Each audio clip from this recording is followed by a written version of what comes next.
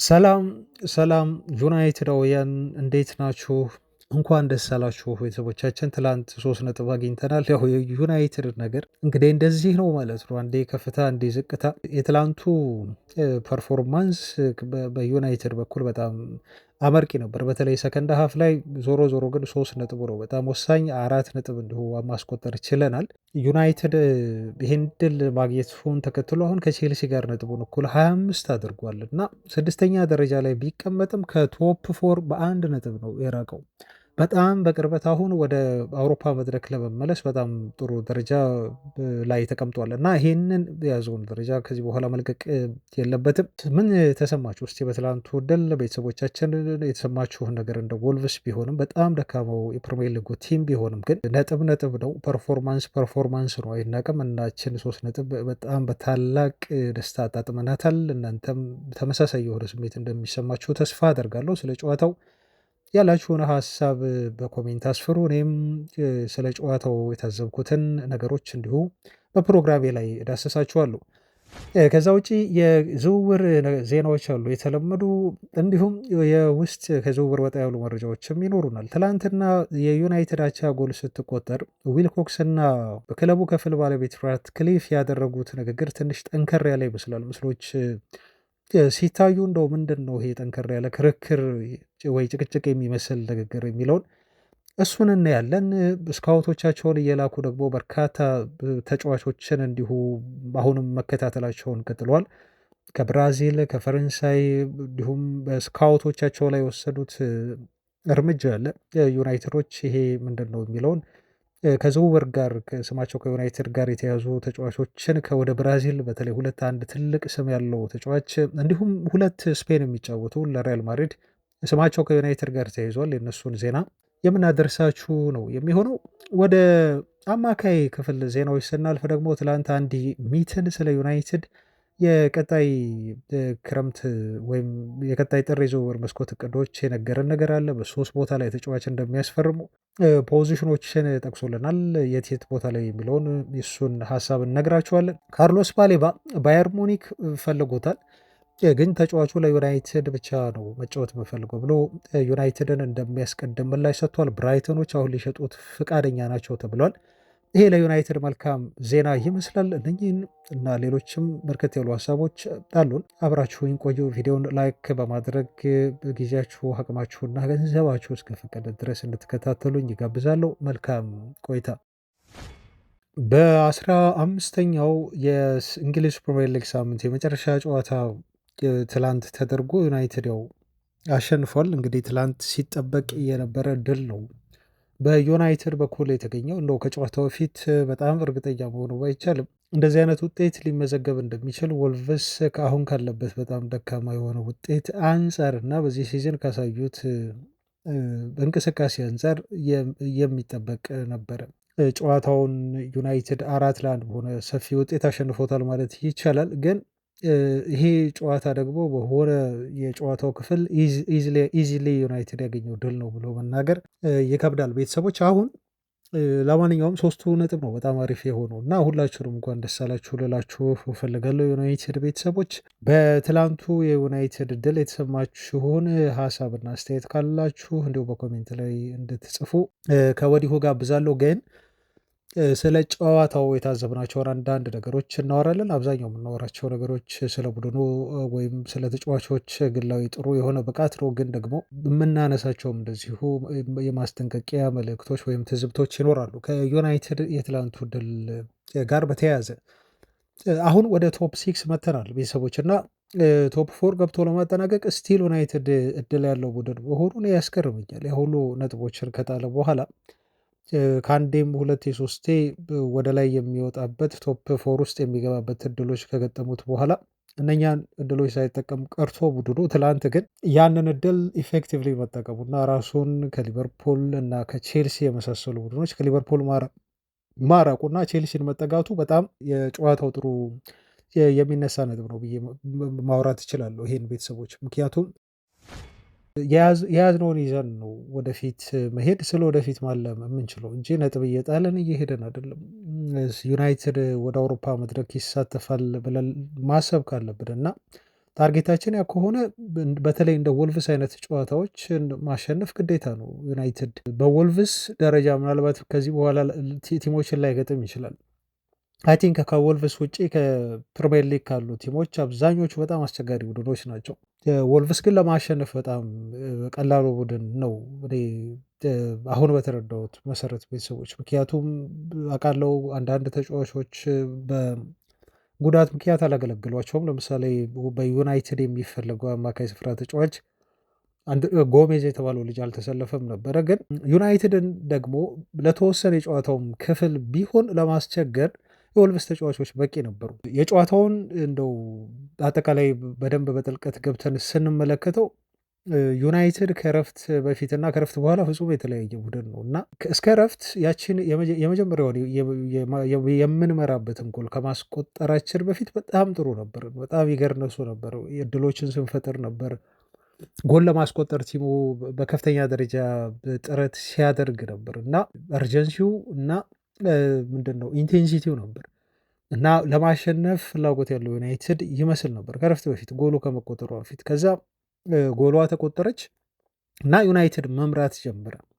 ዩናይትድ መምራት ሲጀምር ደግሞ ከዚህ በፊት ባየናቸው ጨዋታዎች ላይ እንዳሳየን ቀስ እያለ አይ ቲንክ አላቅም ተጫዋቾቹ በቃ እየመራን ነው እና በሄ ሪላክሴሽን በውስጥ የሚሰማ ሰላም ጨዋታን ለማሸነፍ ይበልጥ ከመጓጓትና ተጨማሪ ጎሎችን ከማስቆጠር ይልቅ የጨዋታውን ቴምፖ ለተቃራኒ ቲም አሳልፎ የመስጠት አይነት ባህሪ አለ እና 1-0 እየተመራን ደግሞ ወልቭሶች በጣም ጨዋታውን ተቆጣጠሩት ማለት ነው እና እንደሚያስቆጥሩ የአቻነቷን ጎል ሊያገኙ እንደሚችሉ ወልቭሶች የጊዜ ጉዳይ ካልሆነ በስተቀር እንዲሁ ሰዓቱ ጊዜው ደቂቃው በገፋ ቁጥር በጣም ዩናይትድን እየተጫኑ የጎል እድሎችን ለመፍጠር ሙከራ ሲያደርጉ ነበር እና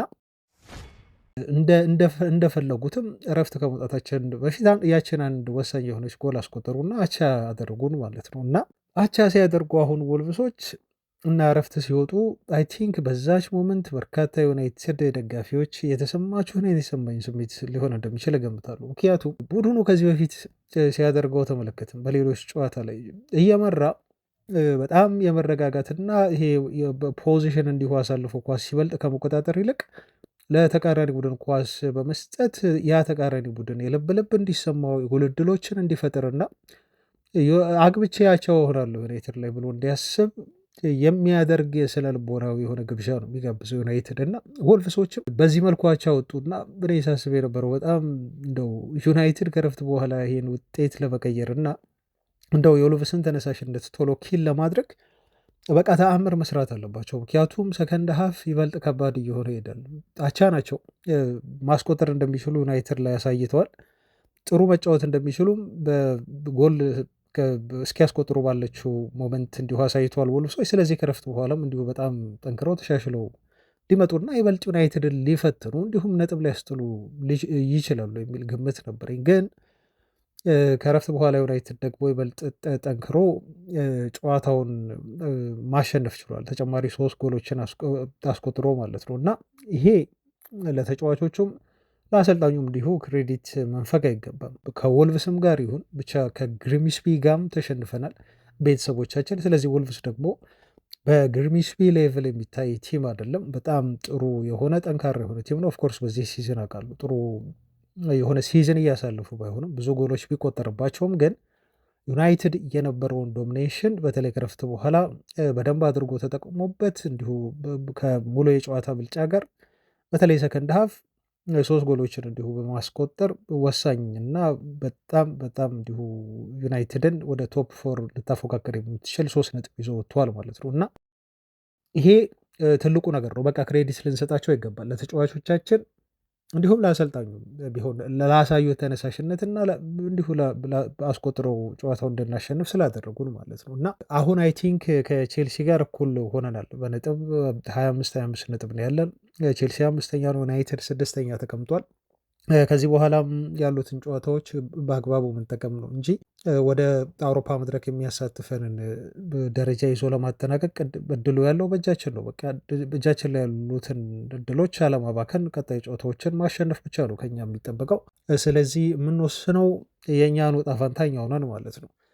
ትላንት 5ኛ የሆነ ተከታታይ ያለመሸነፍ ድሉን ነው ዩናይትድ ያስመዘገበው። በተለይ አዌ ሲጫወት በ5 ተከታታይ ጨዋታዎች ላይ ዩናይትድ እስካሁን አልተሸነፈም። ይህም የሚያስገርም የሆነ ስታት ነው እና የሚናቅ ስታት አይደለም። 5 አዌ የፕሪሚየር ሊግ ጨዋታ ከሜዳ ውጪ በእንግሊዝ አድርጎ እነኛን ጨዋታዎች አለመሸነፍ እንግዲህ መጥፎ የሆነ ውጤት ሊባል አይችልም። ኦፍኮርስ አንዳንዶቹ የማያሳምኑን ቡድናችንን ዋጋ ያስከፈሏቸው ውጤቶች ቢኖሩም ማለት ነው።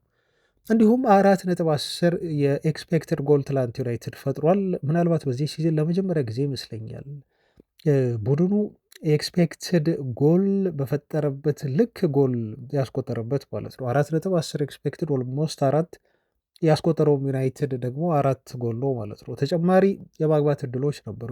ለምሳሌ ዳሎ በጣም ጥሩ የሆነች ኳስ አድርጎለት ብሩኖ ፈርናንዴዝ ሳያስቆጠራት የቀረችዋ ጎል ማለት ነው። ሌሎችም አንዳንድ እድሎች ነበሩ። ከዚህ በላይ ምናልባት ዩናይትድ 6 አግብቶ 7 አግብቶ ሊያጠናቀቀው የሚችለው ጨዋታ ነበር።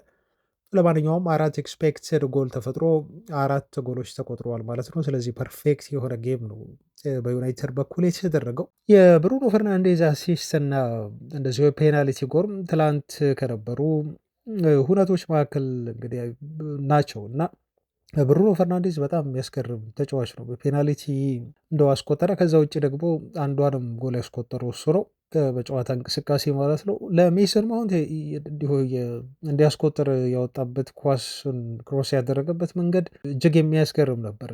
በእርግጥ እዚህ ጋር የሁለቱ ተጫዋቾችን ደመነፍሳዊ መግባባት ነው የሚያሳየው እና ሜሰን ማውንት ፓስ እንደሚያደርግለት አስበው ይሄ ምንድን ነው በውስጥ ይሄ ስፕሪት ኮሚኒኬሽን ተጫዋቾቹ እንዳላቸው በደንብ ያሳዩበት ነው።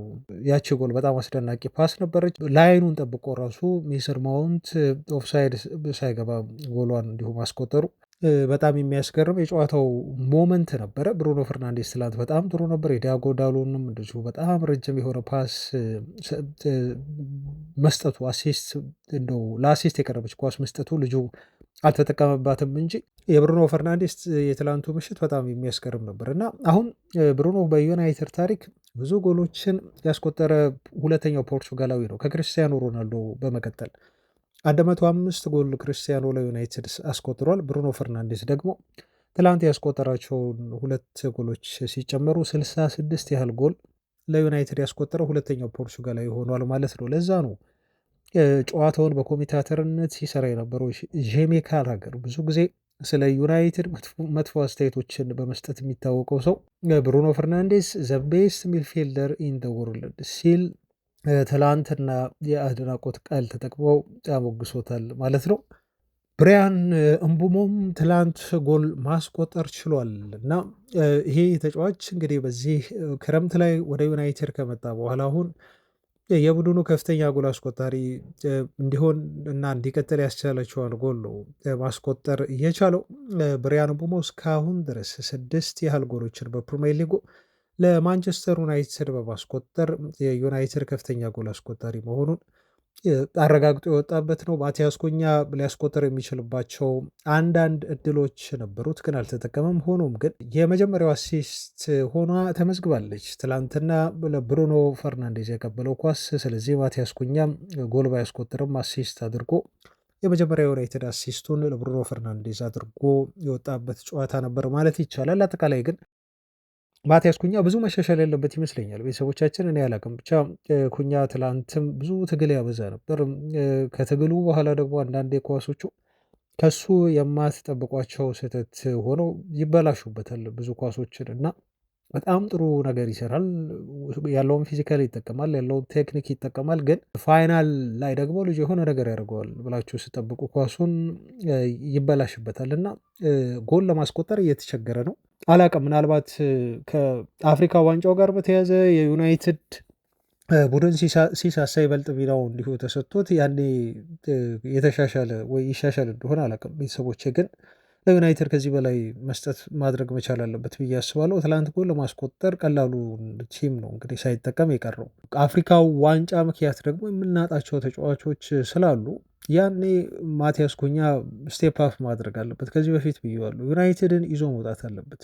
እንደወጣበት ገንዘብ ተጫዋቹ እና ከሱ እንደሚጠበቅበት ለዩናይትድ ጎሎችን ማስቆጠር መቻል አሁን ነው ያለበት። ማቲያስ ኩኛ ብቻ ትላንት መጥፎ አይደለም። ኩኛ ግን ጎል ሳያስቆጥር አሲስት አድርጎ ብቻ ወጥቷል ማለት ነው። ሌላው ግን ከትላንቱ ጨዋታ እንደዚሁ የተረዳ ነው የኮቢ ሜኖ ተቀይሮ መግባት ነው እና ተቀይሮ ከገባ በኋላ ደግሞ ያስመዘገባቸው ቁጥራዊ መረጃዎች በጣም ጥሩ መሆናቸውን ነው እንዳነሳው የወደድኩት ቤተሰቦቼ ማለት ነው። እና ተጫዋቹ ወደ 13 ፓሶች አድርጎ የተሳኩት 12 ፓሶች ናቸው። በጣም ብዙ ነው ይሄ።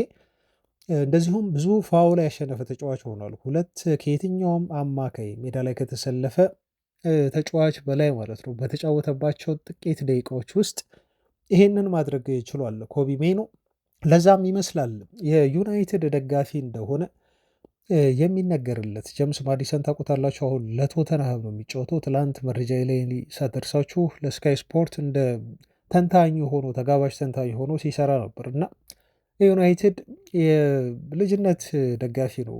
ይሄን በተደጋጋሚ ጊዜ ተናግሮታል እና የዩናይትድ ፋን ከመሆኑ የተነሳ ዩናይትድን በጣም ነው የሚከታተለው እና እኔ የኮቢ ሜኖ በተጠበቀው ደረጃ አለማደግ እኔ ያሳስበኛል። ምክንያቱ ሁሉ አይገባኝም ሲል ነው እሱ የተናገረው እና ይሄ ተጫዋች ምናልባት ራሱን በደንብ ለማሻሻል ዩናይትድን መልቀቅ ሳይኖሩበት እንደማይቀርና ዩናይትድም ልጁን ከሚያባክ ነው እንደው በውሰትም ይሁን በሽያጭ ክለቡ ለቆት ተጫዋቹ ያለውን ፖቴንሻል ሌላ ቦታ አውጥቶ እንዲጠቀም አስተያየቱን ሰጥቷል ማለት ነው ጀምስ ማዲሰን። ምክንያቱም ይሄ ልጅ የአውሮፓ የዩሮ ፋይናል ላይ በቋሚ ደረጃ ለእንግሊዝ ብሔራዊ ቡድን መሰለፍ የቻለ ነው። ከዛ ጊዜ በኋላ ግን የእግር ኳስ ኬሪየሩ እንዴት እየሄደ እንደሆነ እኔ ግራ ሊገባኝ ነው። በጣም የቻለው ብሎ ነው እሱ የተናገረው ማለት ነው። እና ትላንት እሱ ብቻ አይደለም ኒኪ ቤትም እንደዚሁ ደግፎት አስተያየቱን ሰጥተዋል ማለት ነው። እና ክለቡ የእሱን ፖቴንሻል ለመጠቀም ትክክለኛው ክለብ አይመስለኝም እና ዩናይትድን ግዴታ መልቀቅ አለበት ሲል እንደዚሁ ኒኪ ቤት አስተያየት ሰጥቷል። የጀምስ ማዲሰን ሌላው አስተያየት በሜሰን ማውንት ላይ ያነጣጠረ ነው እና ለሜሰን ማውንት እኔ በጣም ደስተኛ ነኝ በዚህ ሲዝን በተለይ ብሎ ተናግሯል። ያው በእንግሊዝ ብሔራዊ ቡድን ይተዋወቃሉ። ጀምስ ማዲሰን ደግሞ አሁን የዩናይትድ ደጋፊ መሆኑን ተከትሎ ስለዚህ ተጫዋች ታዲያ በጣም በቅርበት መከታተሉ ቡድን ነው። ግን ሜሰን ማውንት በዚህ ደረጃ አገግሞ በተለይ በትላንቱ ጨዋታ ላይ ጎል ማስቆጠሩ በጨዋታው ያለው የነበረው እንቅስቃሴ በተለይ ሰከንድ ሀፍ ላይ በጣም ጥሩ ነበር እና ለሱ ስኬት እኔ በጣም በግል ደስተኛ ነኝ ሲል ሜሰን ማውንትን አመስግኗል ማለት ነው። ሌላው ግን ከሁሉም የዩናይትድ ተጫዋቾች ትላንት እኔም ቀልቤን የገዛው እና እንደው ሳልጠቅሰው ማለፍ የሌለብኝ ተጫዋች ሄቨን ነው። ያው ትላንት የዩናይትድ ሴንተር ባኮች ለምሳሌ ማቲያስ ዴሊክት አልተሰለፈም። አሰልጣኙ ያሰልፉታል ተብሎ ሲጠበቅ ነበር። ግን ቢያገግምም ቶሎ አፍጥኖ አሞሪም ደግሞ ወደ ጨዋታ ለመመለስ የሚቸኩል አይነት አሰልጣኝ አይደለም እና ትላንትም ጂም ሲሰራ ነው ተጫዋቹ ያሳለፈው ጨዋታ ከማድረጋችን በፊት ተብሎ ተገልጿል። ከሃሪ ማጉዌር እና እንዲሁ ከቤንጃሚን ሼሽኮ ጋር ቤንጃሚን ሼሽኮ ምናልባት ለበርንማውዙ ጨዋታ ይመለሳል ተብሎ ይጠበቃል። በዚሁ መረጃውን ስነግራችሁ ቤተሰቦች እና ማቲያስ ዴሊክት በትላንቱ ጨዋታ ለመኖሩን ተከትሎ እሱም በበርንማውዙ ጨዋታ ላይ ይመለሳል ተብሎ ነው የሚጠበቀው። ለሄቨን ቋሚ በተሰላፊነት ቦታ መስጠት ትላንት ሩበን አሞሪም የወሰዱት በጣም ወሳኝ የሆነ እርምጃ ነበር። ምክንያቱም በባለፈው ጨዋታ ላይ ጥሩ አልነበርም ልጁ እና አሞሪም ይሄን ልጅ ቋሚ ተሰላፊ አድርጎ ያስጀምረዋል ብሎ ቀድሞ መገመት በጣም ከባድ ነበር። ግን የሴንትራል ሴንተር ባክ ሚና ነው ትላንት የተሰጠው እና እኔ ጨዋታውን ሙሉ በጣም የተገረምኩበትን እንቅስቃሴ ነው ያደረገው። ሄቨን ትላንት በጣም ጥሩ ነበረ። እንደውም ቁጥራዊ መረጃዎችን እያየው ነበር 36 ያህል ፓሶችን ኮምፕሊት አድርጓል። 100% የፓስ ኮምፕሊሽን ስኬት ነበረው ልጁ። እንዲሁም የ8 ፓስ አድርጎ በኦፖዚሽን ቦክስ ውስጥ 8ቱም የተሳኩ ኳሶች ነበሩ ማለት ነው 100%። እንዲሁም 24 ፓስ ማድረግ ችሏል በራሱ ግማሽ ማለት ነው። ይህም 100% የተሳኩ ነበሩ። እንዲሁም ሰክሰስፉል ሎንግ ኳስም አንድ ጥሏል። ይህም ስኬታማ ነበር ማለት ነው እና በአየር ላይ እንዲሁም በምድር የሚልካቸው ኳሶች እንዲሁም ፋይት የሚያደርጋቸው ዶሎች ሁሉ ተጫዋቹ መቶ ስኬቶችን ያስመዘገቡ ትላንት በጣም ፐርፌክት የሆነ በጣም የተረጋጋ የመከላከል ብቃት ነው ያሳየው ማለት ነው እና የአሰልጣኙ ውሳኔ ትክክል እንደነበረ ምን ያህል ይሄን ልጅ ዩናይትድ በደንብ እየተጠቀመበት ያለውን ፖቴንሻል እየተጠቀመበት እንዳልሆነ ነው እኔ የተረዳሁት። በጣም ምርጥ ፖቴንሻል ነው። ቤንች ለመሆን ሄቨን ያሳሳል። አሁን ትላንት ካሳየው ብቃት አንጻር ይሄ ተጫዋች ቤንች መሆን የለበትም። ምክንያቱም እንደዚህ አይነት ተጫዋቾች ቤንች ከሆኑ አሁን ይህንን ስል ቤተሰቦች ሌላ ርዕስ ለመፍጠር አይደለም፣ ግን ልጁ በዩናይትድ ቤት ብዙ ተፎካካሪዎች አሉ እሱ ቦታ ላይ ለመሰለፍ በጣም ጥሩ ብቃት ላይ ያለው ማቲያስ ዴሊክትን ጨምሮ ቤተሰቦቻችን፣ ግን ይሄ ታላንት መቀመጥ የለበትም ነው የኔ ትልቁ መከራከሪያ ነጥብ። ሮቴት አድርጎም ሩበን አሞሪም ላይ ጫውተው እንደሚገባና እድገቱን ማስቀጠል እንዳለበት፣ አለበለዚያ ይኸው ታለንት የሚባክነው እንደዚህ ነው። እንደ ሄቨን የመሳሰሉ ተጫዋቾች ተቀምጠው ትላንት ባሳየን ብቃት ልጁ እንደዚህ ተቀምጦ የሚያሳልፍ ከሆነ ታለንቱ የሚባክን መሆኑን ተከትሎ አሰልጣኙ ብልጠት እዚህ ጋር ያስፈልጋል። የጨዋታ ማኔጅመንት የሚሰጠው የመጫወት ደቂቃ በጣም ወሳኝ ነው ማለት ነው። አለበለዚያ ይባክናል። እሱ በጣም ምርጥ ነው ለእኔ በጣም እንደው ከነ ብሩኖ ሜሰን ማውንት ባልተናነሰ በጣም የጎላ እንቅስቃሴ ያሳየ ልጅ ነው። የወደድኩት እንቅስቃሴ ነው ያደረገው። እርጋታው ደስ ይላል። ኳስ ላይ ያለው ኮምፖዠር ልጁ በጣም ጥሩ ነው እና የሄቨን ትልቁ እኔ የማነሳበት አንድ እንደው መጥፎ ከተባለ የጉዳት ሂስትሪው ነው እና በጣም ጥሩ እየተጫወተ እያለ ምናልባት ጉዳት በመሀል ያስቸግረዋል። ያቺ ነገር ብቻ ነች። ይሄ ከፊትነስ ጋር በተያያዘ ልጁ ሙሉ ጤነኛና ፊት የሚሆን ከሆነ ለዩናይትድ በጣም ጠቃሚ ተከላካይ መሆን እንደሚችል ትላንት ባደረገው ጨዋታ ላይ አሳይቶናል። የአሌክሳንድሮ ማርቲኔዝን ጉዳይ እንደው ጠቀስ አድርጌ የዛሬውን የጨዋታ ትዝብታችንን በዚሁ እናበቃለን። ቤተሰቦች ማርቲኔዝ ተቀይሮ ገብቷል። ከዮሮ ጋር ነው ተቀይሮ የገባው። ግን እኔ ማርቲኔዝ ተቀይሮ በገባባቸው ደቂቃዎች ምን ያህል ይሄ ተጫዋች ለዩናይትድ የማጥቃት ኃይል ትልቅ መሳሪያ ሊሆን እንደሚችል በትላንቱ በተሰለፈባቸው ጥቂት ደቂቃዎችም ቢሆን አሳይቶናል። ምክንያቱም ማርቲኔዝ አንድ የምትታወቅ ትልቅ ኳሊቲ አለችው። ይሄም ትልቁ ኳሊቲ ፕሮግሬሲቭ ኳስ በመስጠት ነው እና ይሄ ተጫዋች ከኋላ ሆኖ ነው ተከላካይ ሆኖ ነው የሚጫወተው።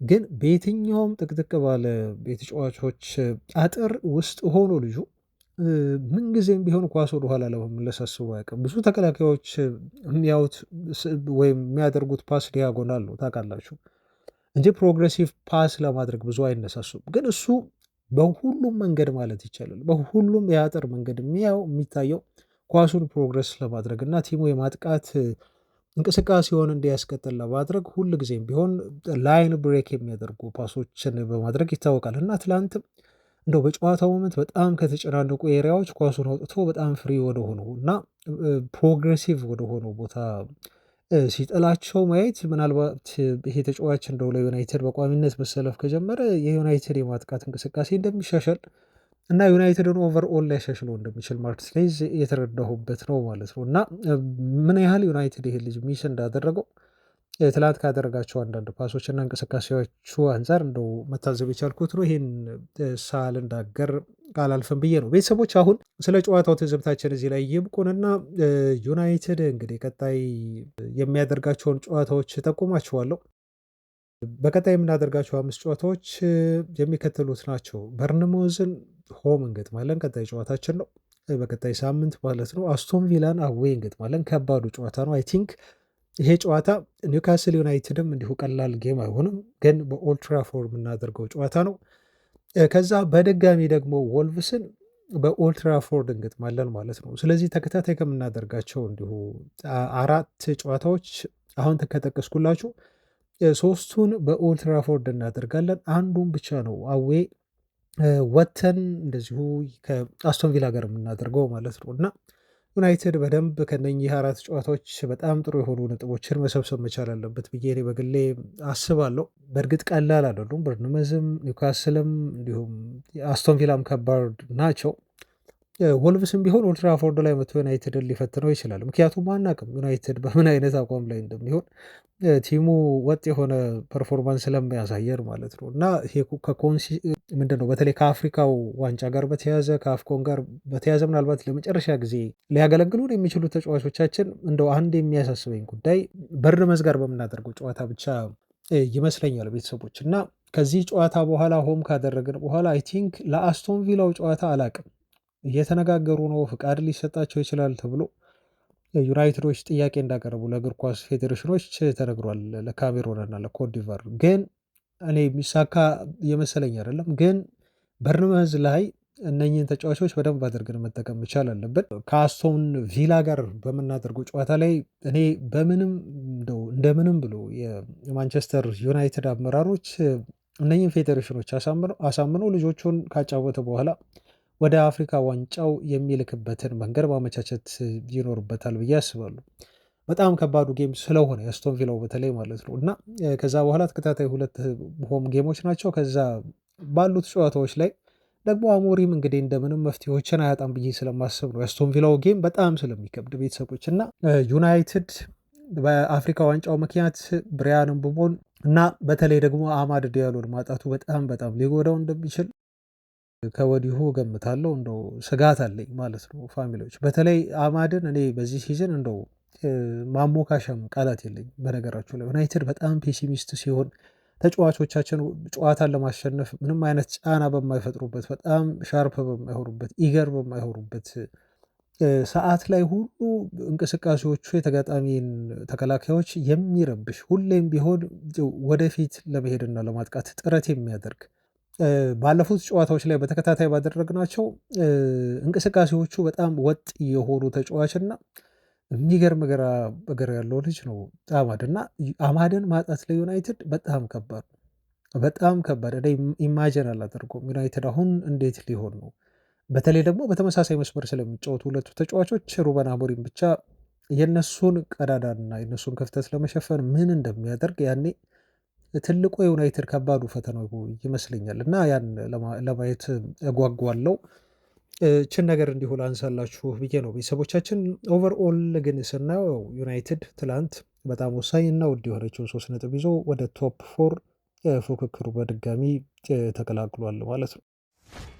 እሺ እንቀጥል ቤተሰቦች፣ መረጃዎቻችን ይቀጥላሉ። አሁን ደግሞ አጠራጠር ያሉ ዜናዎችን ወደ እናንተ የማደርስበት ሰዓት ነው። ቪዲዮውን ግን ላይክ ማድረግ አትርሱ ቤተሰቦቻችን። አሁን ዩናይትድ አሸንፋል። እንግዲህ ሳምንቱን ሙሉ ፒሽ የሆነ ሳምንት ልናሳለፍ ነው ቀጣይ ጨዋታ እስክናደርግ ድረስ ማለት ነው ቤተሰቦቻችን። ስለዚህ ነቃ ነቃ በሉ። 3 ነጥብ ወስደናል። ወደ አውሮፓ ሻምፒዮንስ ሊግ ተፎካካሪነት እንዲሁ በድጋሚ ተመልሰናል። የመጀመሪያ ዜና የሚሆነው የማደርሳችሁ እንደው ትላንቱ ጨዋታ ጋር በተያያዘ አንድ የታየ ነገር ነበረ። አንዳንዶች ሩመር አድርገውታል፣ የሆነ ጭቅጭቅም ይመስላል። አንዳንዶች ደግሞ ስፔኩሌት ማድረግ ጥሩ አይሆንም እና በሌላ ነገር ነው ያወሩት ብለው እንዲሁ ሲነጋገሩ ነበር።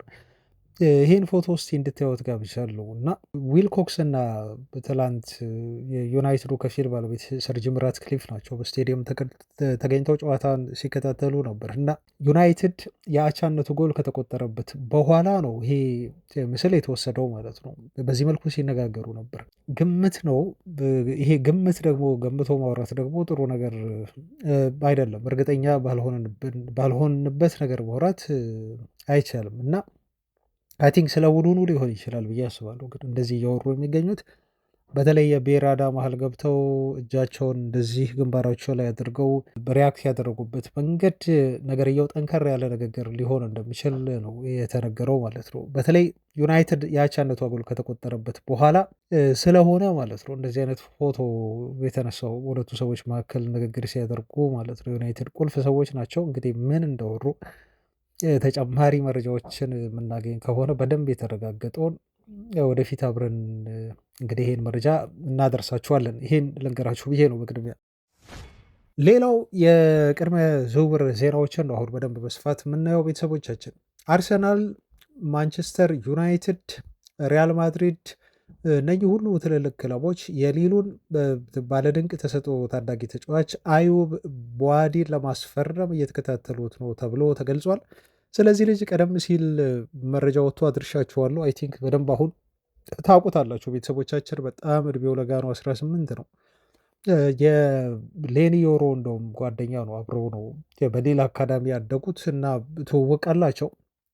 ሊል በጣም ታለንት ያላቸውን ተጫዋቾች በማፍራት የሚታወቅ ክለብ ነው። ቀጣዩ ዚዳን እያሉ የሚያሞካሹት የአማካይ ስፍራ ተጫዋች ነው እና በ60 ሚሊዮን ዩሮ ብቻ ይሄን ልጅ ማግኘት ይችላሉ ዩናይትዶች ተብሎ ነው እነኚህም ፈላጊ ክለቦች እየተነገረላቸው የሚገኘው ነው። በጣም ምርጥ ተሰጥኦ አለው። ይህን ተሰጥኦ የተመለከቱ ትላልቅ የአውሮፓ ክለቦች ናቸው እንግዲህ ተጫዋቹን እየመለመሉት በየጨዋታዎቹ እየተከታተሉት ያሉት። ከነኛ ቲሞች መካከል አንዱ ዩናይትድ ነው ሲል ፎት ሜርካቶ ነው የዘገበው።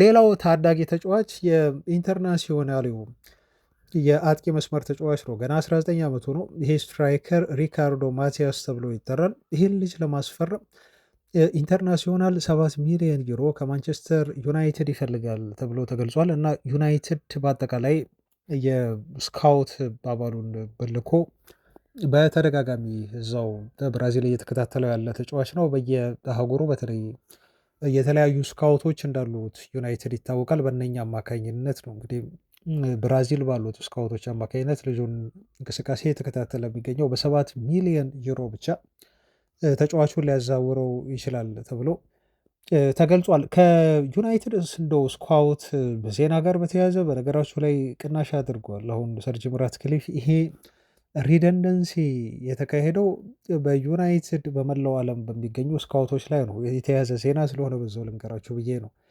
ራትክሊፍ የዩናይትድን የምልመላ አባል ቡድን ከ140 ወደ 80 አውርደውታል ተብሎ ተገልጿል። እና የዩናይትድ ስካውቲንግ ዲፓርትመንት ቅጥሮች አሁን ቀንሰዋል ማለት ነው። ይሄ የሆነበት ምክንያት አላግባብ ወጪ እያወጣ ነው ብለው ክለቡ ስላመኑና ከዚህ በፊት ከጀመሩት የወጪ ቅነሳ ጋር አብሮ የሚሄድ ነው ተብሎ ነው የተነገረው። ምክንያቱም እንደ ራትክሊፍ እምነት ከሆነ ብዙ ታለንት ተሰጥኦ በሌለባቸው አካባቢዎች ለምሳሌ እንደ ዩናይትድ ስቴትስ ኦፍ አሜሪካ ላይ አንድ መልማይ ቀጥሮ ወይ 2-3 መልማይ ቀጥሮ ለእነኛ መልማዮች ደሞዝ መክፈል አግባብ አይደለም ብለው ስለሚያምኑ ነው ከ140 ከሚደርሱ የስካውቲንግ አባላት መካከል እንግዲህ ወደ 60 ያህሉን የቀነሱት ማለት ነው። ቀላል ቁጥር አይደለም። እንግዲህ አሜሪካ ለምሳሌ እንደ አንድ ምሳሌ ተደርጋ ተጠቀሰች እንጂ ይሄ እየሆነ ያለው ከመላው ዓለም ካሉ ከዩናይትድ ስካውቶች ነው ማለት ነው። በአጠቃላይ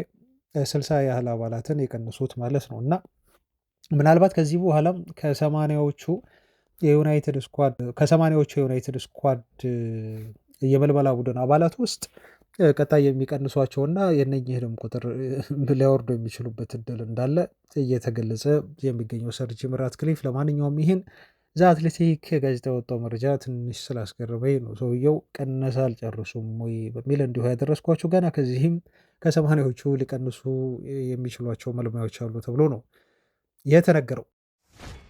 ወደ ዝውውር መረጃዎች እንዲሁ ስንመለስ የሰን ስፖርትን መረጃ ነው አሁን የምነግራችሁ። ሮድሪጎ በዩናይትድ ሊስት ውስጥ ተካተዋል ተብሏል። በማድሪድ ብዙ የሚፈለግ ተጫዋች አይመስልም። በተለይ ዣቪ አሎንሶ ከመጣ በኋላ ሮድሪጎ ማድሪድን ሊለቅ ይችላል ተብሎ በተደጋጋሚ ተወርቷል። ይሄንን ልጅ ዩናይትዶች በሊስታቸው ውስጥ አካተውታል ተብሏል። ያው የአጥቂ መስመር ባህሪ ያለው ተጫዋች ስለሚፈልጉ ማለት ነው። እሱም ብቻ አይደለም ቪኒሺየስ ጁኒየርን ይፈልጉታል ነው ያለን። እንደው የዘሰን ጋዜጣን ዘገባ የምናምን ከሆነ ማለት ነው። ብዙ ሰዎች ቪኒሺየስ ጁኒየር ያለው ተሰጥኦ ላይ እንደው ምንም ጥያቄ ባይኖራቸውም ግን በተጫዋቹ ባህሪ ምክንያት ልጁ ወደ ዩናይትድ ቢያመጣ ብለው ሁሉ ደጋፊዎች ከወዲሁ አስተያየት እየሰጡበት ነው የሚገኘው። ባህሪው ምን ሊሆን ነው ቲም ይረብሻል የሚል መንፈስና ስሜት አለ። ግን ተፈላጊ መሆኑ አሁንም አይቀርም። ከኮንትራቱ ጋር በተያያዘ አሁን አልፈረመም ልጁ። ስፔን ብዙ ግጭት ውስጥ ገብተዋል። ስፔን ውስጥ የተመቸው አይመስለኝም ከዘረኝነቱም ከልጁም ባህሪ አንጻር እና ቪኒሺየስ ጁኒየር በዚህ መልኩ ከእንግሊዝ ፕሪሚየር ሊግ ክለቦች ጋር ስሞ ተያይዟል ማለት ነው። እና ዩናይትድ መያያዙ ብዙ አይገርምም። ሁለቱ የሪያል ማድሪድ ተጫዋቾች በዘሰን ጋዜጣ ስማቸው ከዩናይትድ ጋር ተያይዟል። የኔይማር ጁኒየርም ስም እንዲሁ ከዩናይትድ ጋር ሰሞኑን ተያይዞ ተወርቷል። እንደው እንደ ሩመር ደረጃ መረጃውን ላድርሳችሁ እንጂ ቤተሰቦች በጣም ሲሪየስ የሆነ የዝውውር ሴራ አድርጋችሁ ግን እንዳትወስዱት። ሳንቶስን አትርፏል። ሳንቶስ በጣም ሊወርድ የተቃረበ ቡድን ነበረ፣ ከብራዚል ሊግ ማለት ነው። ያደገበት አሳዳጊው ክለቡ ነው።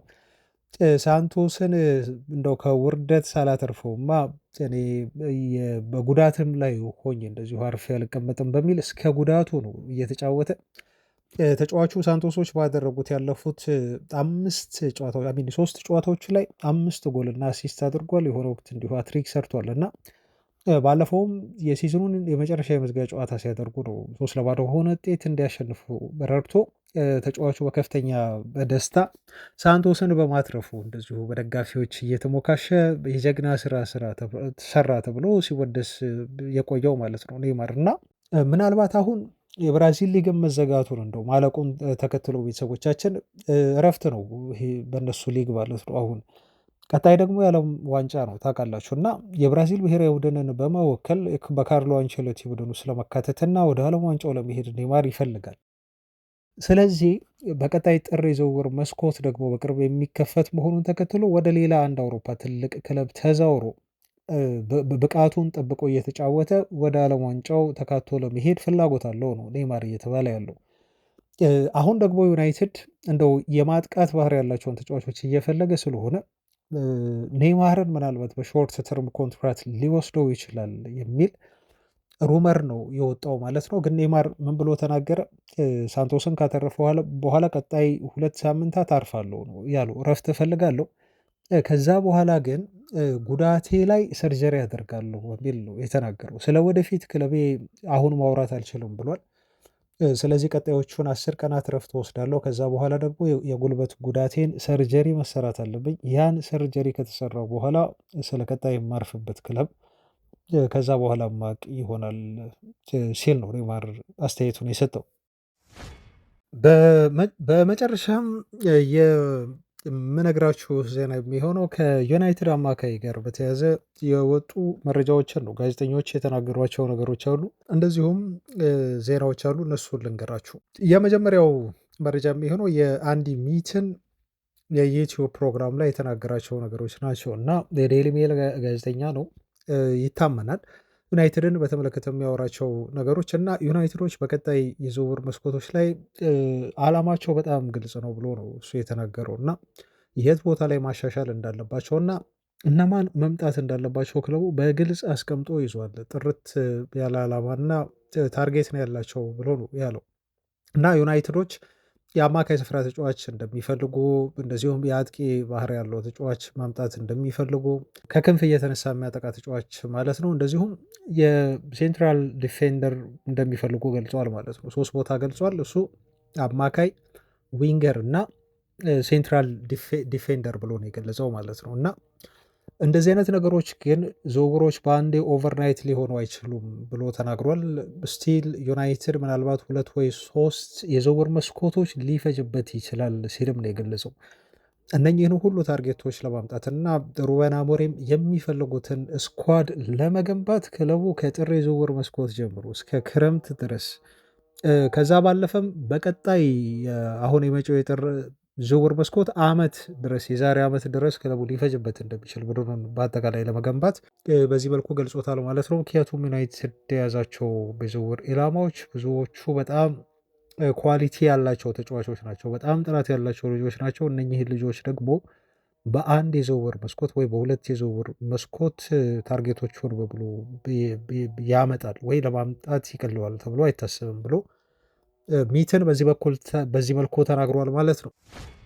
የአልፍሬድ ፔንዱዌላን ዜና ሳነሳ የአትላንታው አማካይ ስፍራ ተጫዋች ኤደርሰን አለ። ይህ የዩናይትድ ሌላኛው ኢላማ ነው። ስሙ በተደጋጋሚ ጊዜ ከማንቸስተር ዩናይትድ ዝውውር ጋር ተያይዞ ሲነሳ ቆይቷል።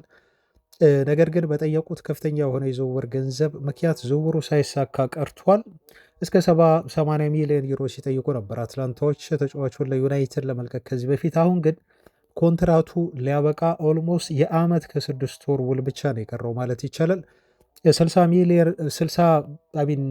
ሚሊዮን ዩሮ የዋጋ ተመን አለው ተብሎ ነው እንግዲህ በትራንስፈር ማርኬት ተጫዋቹ 50 ሚሊዮን ዩሮ ዋጋ የተለጠፈበት ማለት ነው። አሁን ካለው ቀሪ ኮንትራት አንጻር ተጫዋቹ ከዚህ በላይ ያወጣል ተብሎ አይታሰብም። ግን በክለቡ ኮንትራቱ ከማለቁ በፊት እና ይሄ ሲዝን ከተጠናቀቀ በኋላ ተጫዋቹ የ1 ዓመት ውል ብቻ ስለሚቀረው 2027 ላይ ነው ውሉ የሚጠናቀቀው። ምናልባት አትላንታዎች ተጫዋቹን ለመሸጥ ከወዲሁ ሊገደዱ ይችላሉ።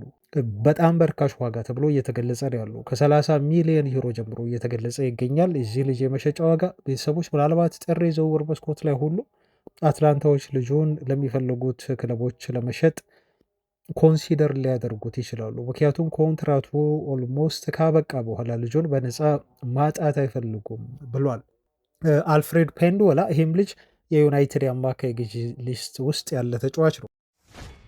ሌላው ባየር ሙኒኮች የዩናይትድ የዝውውር ኢላማ የሆነውን ካርሎስ ባሌባ እንዲሁ በአማካይ ስፍራ በታርጌትነት ይዘውታል ተብሎ ተገልጿል። ብራይተኖች ልጁን ምናልባት እስከ 85 ሚሊዮን ዩሮ ከተሰጣቸው ሊሸጡት እያሰቡበት እንደሆነ ተገልጿል። ከዚህ በፊት አቋማቸው ልጁ አይሸጥም፣ እንዲሁም ገንዘብ ዋጋ አልተተመነለትም የሚል ነበረ ምላሽ። ብራይተን ባለፈው ክረምት ላይ ዩናይትድ አጥብቆ በጠየቀ ወቅት የመሸጫ ዋጋ መተመን አልፈለጉም። ተጫዋቹን የመሸጥ ፍላጎትም እንደሌላቸው ገልጸው ነበር። አሁን ግን እንደምታውቁት ተጫዋቹ ብቃቱ በጣም ወርዷል እና በባለፈውም ጨዋታ ላይ እንዲሁ ተቀይሮ ሊወጣ ተገዷል። ልጁ በየጨዋታው ላይ እያሳያቸው ያለው ፐርፎርማንስ ተጫዋቹ ከብቃት መውረድ ጋር የተያዘ ሳይሆን እንዲሁ አይምሮዊ ችግር ስላለበት እና ዩናይትድ ዝውውሩ በተመለከተ መክሸፉን ተከትሎ ከክለቡ ጋር ቅሬታ ውስጥ ስለገባ ነው በሚል እንደ ምክንያት ወስደው ልጁን እስከ 85 ሚሊዮን ዩሮ ብቻ ከተሰጣቸው ይሸጡታል ብራይተኖች እና አሁን የባሌባን ዝውውር ወደ ዩናይትድ ሁሉ ሊፈቅዱ ይችላሉ ተብሎ እየተገለጸ ነው የሚገኘው። በዚህ መሀል ነው እንግዲህ ታዲያ የጀርመኑ ክለብ ባየር ሙኒክ ልጁን ለማስፈረም የሊዮን ጎሬትስካ የክለቡ ቆይታ እንደዚሁ የተረጋገጠ ስላልሆነ በሱ ለመተካት ባየር ሙኒክ በሊስት ውስጥ የያዘው ተብሎ የተነገረው ማለት ነው። እንግዲህ ይሄ ስካይ ዘገባ ነው። ስካይ በጣም ታማኝ ነው። ግን የባሌባ ተቀዳሚ የዝውውር ምርጫ እንደው ምረጥ ከተባለ ወደ ማንቸስተር ዩናይትድ መዘወር እንደሆነ ነው እና ለዩናይትድ ቅድሚያ እንደሚሰጥ ነው ስካይ አክሎ የዘገበው ማለት ነው። ቤተሰቦች ለዛሬ ያስኩላችሁ መረጃዎች እነኝን ይመስሉ ነበር። አብራችሁኝ ስላላችሁ ስለነበራችሁ እስካሁኗ ደቂቃ ድረስ የተከታተላችሁኝ ፋሚሊዎች ከልብ አመሰግናለሁ። ነገ በተለያዩ አዳዲስ መረጃዎች አገኛችኋለሁ። እስከዛው ሰላም ሁኑ ባይ